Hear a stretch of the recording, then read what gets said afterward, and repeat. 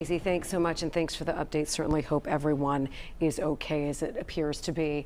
Also, a big story this afternoon. The Mason man accused of making explosive devices in his parents' shed will be released from jail. That's right. James Phillips' detention hearing wrapped up just a short time ago. WLWT News 5's Karen Johnson was in the federal courtroom and is live downtown to explain what happened. Karen?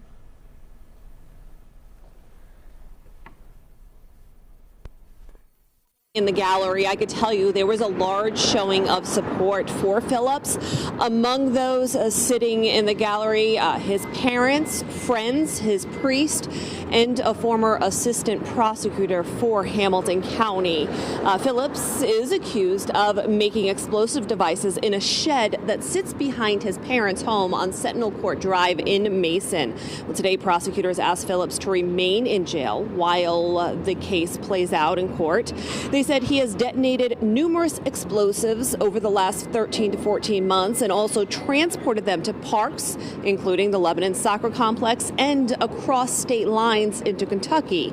Prosecutors also said the FBI collected more than 60 samples of suspicious material from the shed in Mason, and what Phillips was doing was, quote, an absolute risk to the public. Defense attorney Scott Croswell, though, painted a different picture of Phillips, saying he has an interest in chemistry. Both of his parents are chemists, and this was a hobby of his. Croswell says when his client transported material to Kentucky, it was to detonate in a remote area and with permission from the landowner. Croswell says Phillips never, ever intended to hurt anyone. Xavier High School graduate. He's never been in trouble, not even the hint of trouble in the past. He's worked since the time he was in high school, and I think that when all of the evidence comes out, it will show that essentially what the government said happened, but the atmosphere of how it happened is different. And after listening to arguments from both sides, Judge Karen Litkovitz allowed Phillips to be released on his own recognizance with conditions, though, quite a few of them. Among them, he must live in his parents' home in Mason. He is not allowed to have access or use that shed. He also cannot leave the Southern District of Ohio.